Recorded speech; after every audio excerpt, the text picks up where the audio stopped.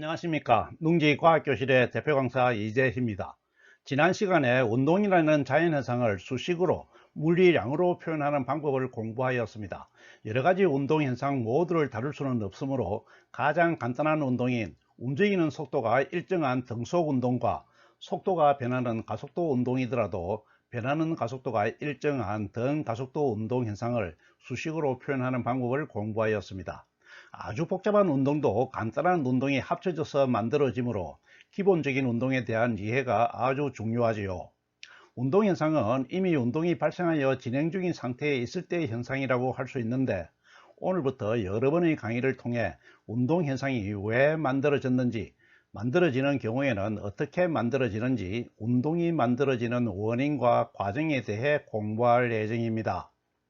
오늘은 뉴턴이 어떤 과정을 거쳐 운동 현상을 바라보는 안목을 바꾸고 운동 법칙을 발견하게 되는지 그 과정을 살펴보도록 하겠습니다.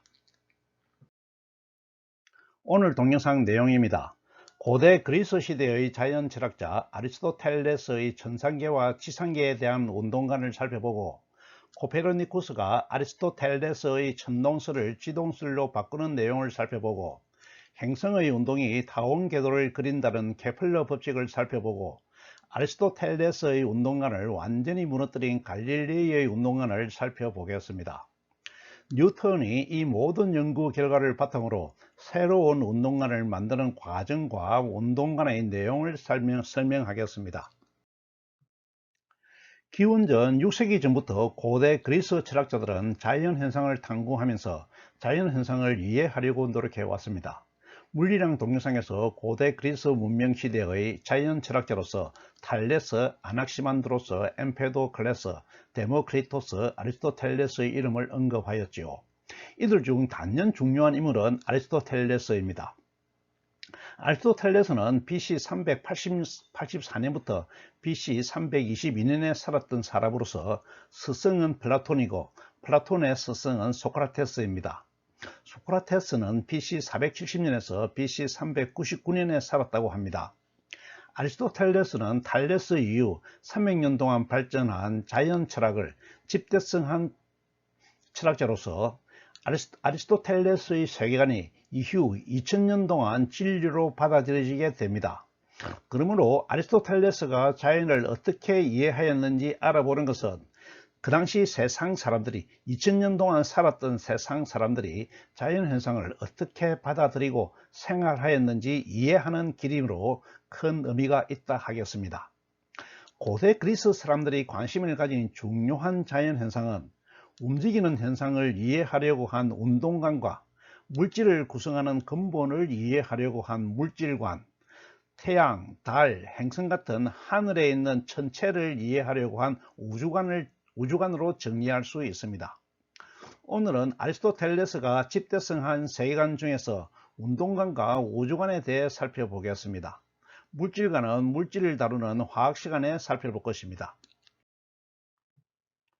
아리스토텔레스가 탐구한 운동은 크게 태양과 달과 별이 움직이는 하늘의 운동과 지상에서 일어나는 물체의 운동이었습니다. 아리스토텔레스가 아주 현명한 철학자였더라도 그 당시에 하늘이 움직이는 원리를 알기에는 부족한 면이 있어서 지상에서의 운동인 지상계의 운동과 하늘에서의 운동인 천상계의 운동은 운동이 일어나는 원리가 다르다고 생각하였습니다. 왜냐하면 하늘에서 태양이나 행성의 운동은 회전 운동이고, 땅에서 일어나는 운동은 직선 운동으로 완전히 다르다고 생각했기 때문입니다. 아리스토텔레스가 다르게 생각한 것은 지금도 머리를 들어 하늘을 보고 머리를 숙여 땅 위의 운동을 살펴보면 이해가 되지요. 아리스토텔레스가 지상계에서 일어나는 운동에 대해 이해한 운동관으로 2000년 동안 사람들이 믿었던 내용을 살펴보겠습니다. 지상계에서는 물체에 힘을 주면 움직이고, 힘을 멈추면, 밀기를 멈추면 정지한다고 생각했습니다. 이 운동관이 말하는 것은 힘이 운동의 원인이라는 것이죠. 너무나 당연해 보이는 명제입니다. 현상을 관찰하여 이렇게 명제로 표현할 수 있었다는 것이 그 당시 자연 철학자의 뛰어남을 보여준다고 하겠습니다. 공중에 있는 물체는 땅으로 떨어지고 무거운 물체는 가벼운 물체보다 먼저 떨어진다. 이것도 너무나 당연해 보입니다. 이들 명제가 틀렸다는 것은 지난 시간에 설명하였죠. 현명한 자연 철학자였던 아리스토텔레스가 오늘날 초등학생도 이해하는 내용을 잘못 알 수밖에 없었던 이유는 아리스토텔레스는 오늘날 우리가 알고 있는 마찰력을 전혀 이해하지 못했기 때문입니다. 또 힘을 주면 움직인다는 것은 경험을 통해 잘 이해하였지만 움직이는 물체를 멈추게 하는데도 힘이 든다는 것을 이해하지 못했습니다. 이 같은 한계는 2000년이 지난 후 마찰력을 이해한 갈릴레이에 의해 부정되고 바로잡아집니다. 아리스토텔레스의 운동관입니다. 천상계에서 일어나는 운동에 대해서 아리스토텔레스가 이해한 내용으로 그 당시의 우주관 내용입니다. 이 내용도 사람들이 2000년 동안이나 맞다고 믿었던 내용이지요. 하늘은 지구를 중심으로 회전하고 있으며 태양과 달도 마찬가지이다 라고 생각하였습니다. 오늘날 말로 표현하면 지구 중심 이론으로 천동설입니다. 하늘에서 일어나는 운동은 원래부터 움직이고 있어서 힘을 주지 않아도 계속 움직인다고 생각하였습니다. 아리스토텔레스도 지상에서는 힘을 주어야 움직인다고 이해하고 있었으므로 하늘에 있는 천체도 뭔가 힘을 받아야 할 것 같은데 힘을 주지도 않았는데도 계속 돌고 있으므로 제대로 설명할 수가 없어서 이렇게 두리뭉실하게 지나간 것이지요. 아리스토텔레스의 우주관도 약 2000년이나 지나서 코페르니쿠스에 의해 부정되고 갈릴레이에 의해 완전히 무너집니다. 물론 아리스토텔레스와 다른 우주관을 가진 사람들도 있었겠지만 아리스토텔레스의 우주관은 프톨레마이오스 같은 후대 천문학자에 의해 정교하게 다듬어지고 중세시대 세상을 지배한 가톨릭으로부터 종교 교리로서 강하게 지원을 받았기 때문에 다른 견해는 일절 인정되지 못했다고 생각합니다. 코페르니쿠스의 우주관입니다. 코페르니쿠스는 1474년부터 1543년에 살았던 폴란드의 천문학자로 직업은 가톨릭 신부였습니다. 1543년 기억하기가 좋지요. 1543 일씩 내려가고 있습니다. 코페르니쿠스가 세상을 떠난 해에 천체의 회전에 대하여라는 책을 출판합니다. 실제로 출판된 책이 코페르니쿠스에게 전달되기 2시간 전에 코페르니쿠스가 숨을 거두어 코페르니쿠스는 자신의 책을 보지 못하고 죽었다고 합니다. 이 책에는 코페르니쿠스의 운동관이 잘 나타나 있습니다. 코페르니쿠스는 이 책에서 행성의 운동에 대한 관측을 통해 하늘의 운동은 지구가 중심이 아니라 태양이 중심이라는 내용을 담았습니다. 지구를 비롯한 행성은 태양을 중심으로 회전한다는 태양 중심설을 주장합니다. 코페르니쿠스의 주장은 지구가 중심이든 태양이 중심이든 별다른 차이가 있느냐고 대수롭지 않게 생각할 수도 있겠지만 사람들이 2000년 동안이나 믿어오고 가톨릭에서 교리로 되어 있는 내용이 부정되는 것은 세상을 이해하는 세계관이 바뀌는 하늘이 무너지는 것 같은 큰 변화였습니다. 그래서 우리는 우주관이 바뀌는 정도의 큰 변화가 일어나면 코페르니쿠스의 혁명 또는 코페르니쿠스의 대전환이 일어났다고 하지요. 참고로 전체의 회전에 대하여 목차 일부를 소개하니 내용을 유추해 보시기 바랍니다. 전체의 회전에 대하여 목차입니다. 1544년에 출판되었지요. 내용을 한번 읽어 보시고 내용을 유추해 보시기 바랍니다. 출처는 서해문지 과학고전 시리즈 4권입니다. 케플러의 우주관입니다. 케플러는 독일의 천문학자로 1571년부터 1630년에 살았다고 합니다. 덴마크의 천문학자 티코 브라헤의 조수가 되어 브라헤가 정밀하게 천체를 관측하여 기록을 만드는 일을 함께 합니다. 티코가 죽은 후 케플러는 브라헤가 남긴 방대한 관측 자료를 분석하고 천체의 운동에 대한 현상을 정리하여 1609년 행성이 타원 궤도를 운동한다는 케플러 제1법칙과 면적 속도가 같다는 제2법칙을 발표하고 10년 후인 1619년에 제3의 법칙인 조화의 법칙을 발표합니다. 물론 케플러는 당시에는 천동설이 정설로 되어 있었지만 지동설을 알고 있었겠지요. 케플러 법칙에서는 우주관에 대한 언급을 할 필요가 없으므로 케플러는 케플러 법칙을 발표할 수 있었습니다. 케플러 법칙의 내용에 대해서는 지구과학 시간에 별도로 자세히 공부할 것이므로 여기서는 제1법칙인 모든 행성은 타원 궤도로 운동한다는 내용만 확인하도록 하겠습니다. 수성, 금성, 화성 같은 행성이 태양을 중심으로 움직이는데 그 궤도가 타원이라는 내용입니다. 케플러 법칙은 아무런 논리적 근거가 없이 오직 관측 자료만 가지고 케플러 법칙을 찾아내었습니다. 이 같은 사실에서 버라의 관측 자료가 얼마나 정밀하였는지 유추할 수 있고, 케플러 또한 정밀한 관측 자료를 정밀하게 다루고 해석할 수 있었다는 것을 알 수 있습니다. 관측이나 실험이 중요한 이유도 또한 알 수 있지요. 갈릴레이 갈릴레오는 1564년부터 1642년까지 살았으며 스스로 망원경을 발명하여 행성을 관측합니다. 목성에 있는 4개의 큰 위성을 발견하여 천체의 운동을 직접 눈으로 확인하였고, 이는 지동설을 강하게 뒷받침하는 증거가 되었습니다. 프톨레마이오스, 코페르니쿠스 2개의 주요 우주 체계에 대한 대화를 1632년에 출판하고, 책의 제목이 암시하고 있듯이 지동설이 맞다는 것을 강하게 주장합니다. 이 주장으로 인해 종교 재판을 받았으며 주장을 철회하는 조건으로 사면을 받아 죽음을 면했다는 이야기는 잘 알려져 있지요. 갈릴레이는 천상계의 운동뿐만 아니라 지상계의 운동도 부정합니다. 이탈리아의 피사에 있는 기울어진 탑에서 실험을 통해 무거운 물체가 가벼운 물체보다 빨리 떨어진다는 운동관을 부정하였다고 전해지지요. 힘을 받아 움직이는 물체도 힘을 주지 않으면 멈춘다는 아리스토텔레스의 운동관도 부정합니다. 힘을 받아 움직이는 물체에 힘을 주지 않으면 운동을 멈추는 것이 아니라 움직이던 속도로 계속 움직인다는 관성을 발견한 것입니다. 관성의 발견은 힘이 물체를 움직이게 하는 원인이 아니라는 것을 말하고 있지요. 이 관성의 발견은 뉴턴에게 새로운 눈을 뜨게 만듭니다. 이처럼 아리스토텔레스의 운동가는 코페르니쿠스, 케플러에 의해 천상계가 무너지고 갈릴레이에 의해 천상계와 지상계가 모두 무너져 버리고 새로운 시대를 맞이하게 됩니다. 이 새로운 시대의 문을 활짝 연 사람은 영국 케임브리지 대학의 교수였던 아이작 뉴턴입니다. 뉴턴의 공적을 알아보기 전에 갈릴레이의 관성을 살펴보겠습니다. 갈릴레이의 사고 실험입니다.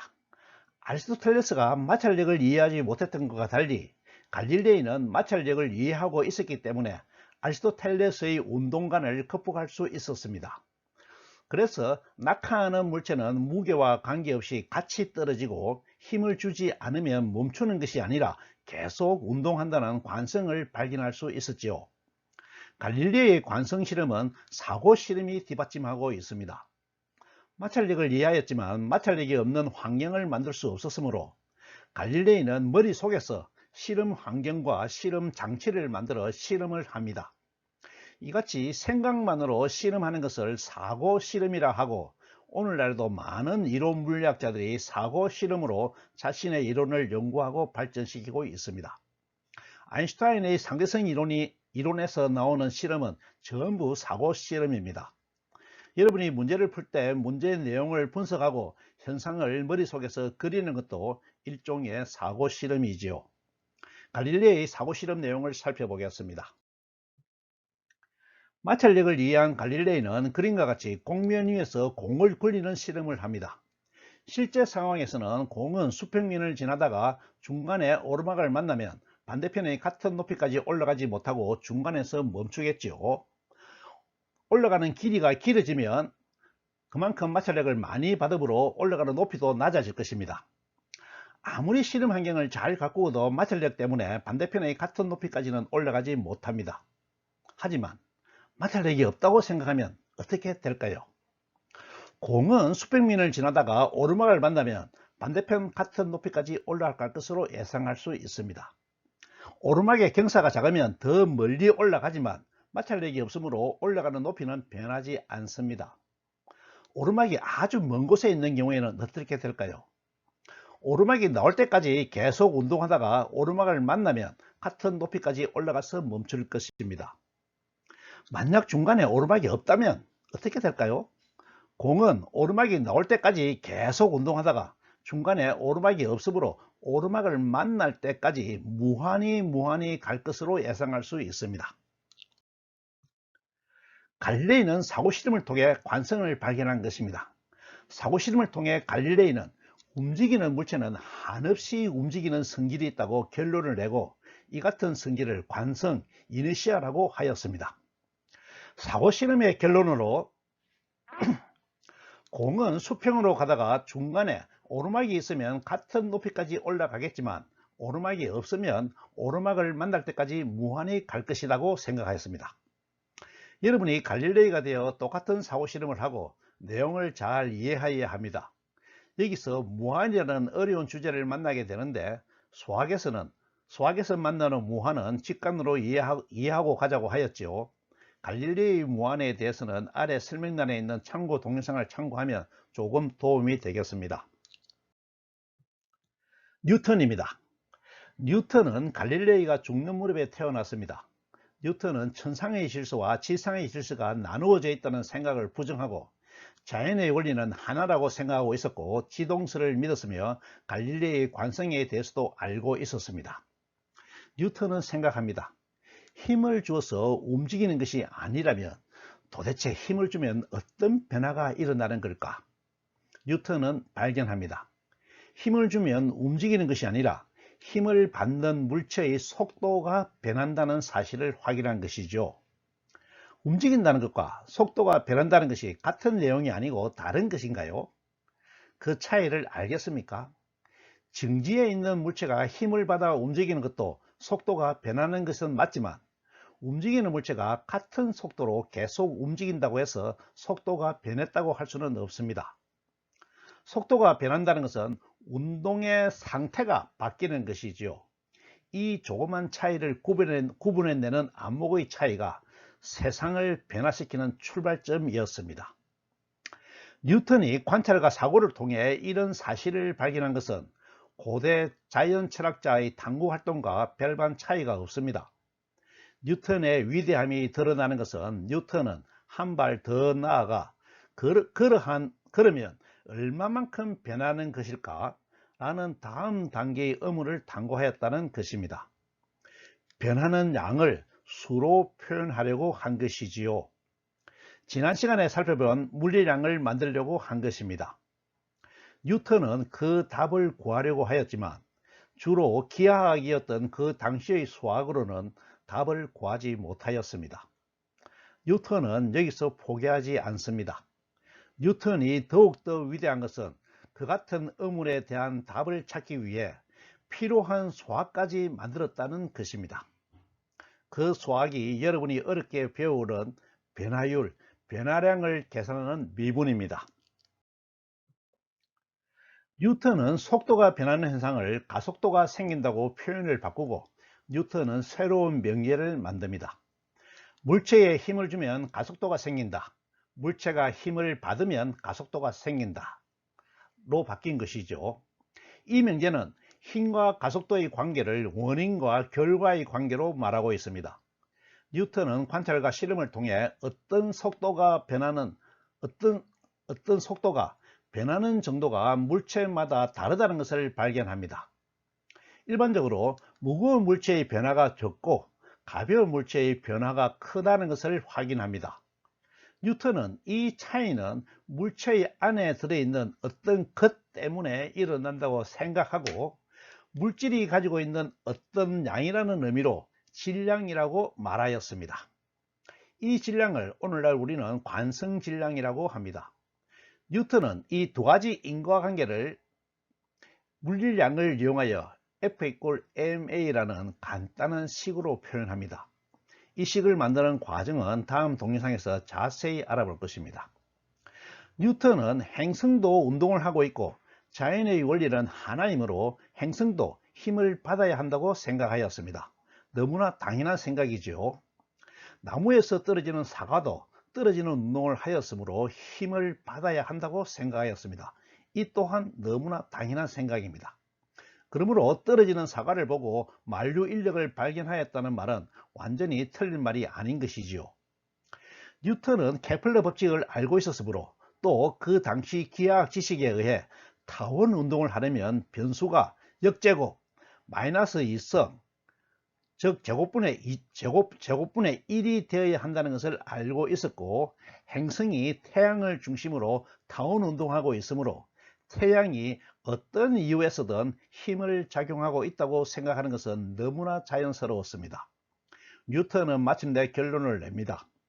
어떤 이유인지 모르지만 두 물체 사이에는 힘이 작용하고 있고, 그 힘은 두 물체가 떨어져 있는 거리의 제곱에 반비례한다. 두 물체가 물체 내부에 가지고 있는 어떤 물질이 그 힘의 근원이므로 그 원인이 되는 물질을 물체가 가지고 있는 물질의 양이라는 의미로 질량이라고 정하겠다. 이 질량을 오늘날 우리는 중력질량이라고 하여 앞에서 나온 관성질량과 구분합니다. 현대물리 시간에 공부하겠지만 아인슈타인은 이 두 개의 질량이 같은 것으로 가정을 세우고 일반 상대성 이론을 만들어냅니다. 뉴턴이 최종 결론으로 만든 명제는 힘은 두 물체가 가진 질량의 크기를 곱한 것에 비례하고 거리의 제곱에 반비례한다. 이것을 비례상수를 넣어 등식으로 표현하면 만류인력 법칙의 식이 됩니다. 뉴턴의 운동관을 정리하면 다음과 같습니다. 물체가 힘을 받아서 생기는 속도의 변화는 작용하는 힘에 비례하고 물체가 내부에 가지고 있는 물질의 양인 질량에 반비례한다. 두 개의 물체 사이에는 힘이 작용하고 작용하는 힘의 크기는 두 물체가 내부에 가지고 있는 물질의 양인 질량의 곱에 비례하고 두 물체가 떨어져 있는 거리의 제곱에 반비례한다. 자연의 원리는 하나이므로 이 두 법칙은 모든 현상에 성립한다. 오늘 강의를 요약하겠습니다. 뉴턴의 고전역학을 시작하기 전에 운동에 대한 이해가 어떻게 변해왔는지 알아보기 위해 과학사의 일부를 살펴보았습니다. 고대 그리스 시대의 위대한 자연 철학자 아리스토텔레스의 운동관이 2000년 동안이나 유지되다가 부정되고 무너지는 과정을 살펴보았습니다. 아리스토텔레스의 우주론은 코페르니쿠스의 혁명적인 대변환과 케플러 법칙에 의해 부정되었고 갈릴리에 의해 모든 운동관이 무너져 내렸습니다. 아리스토텔레스의 운동관이 무너지고 텅 빈 자리는 위대한 과학자 뉴턴에 의해 새롭게 만들어진 운동관이 채워지고 현대 과학기술 혁명의 시대를 시작하게 되었습니다. 뉴턴은 새로운 세상을 열 수 있는 새로운 암호를 가진 위대한 학자였기 때문에 과학의 시대를 새롭게 시작할 수 있었지만, 코페르니쿠스와 케플러, 갈릴레오 같은 학자들의 연구 성과가 있었기 때문에 그러한 성과가 가능하였다는 것도 기억하도록 합시다. 뉴턴이 새롭게 세운 운동관을 한 번 더 살펴보시기 바랍니다. 다음 시간에는 구체적으로 뉴턴의 운동 법칙을 알아보는 시간을 가지도록 하겠습니다. 오늘 강의는 이것으로 마칩니다. 감사합니다.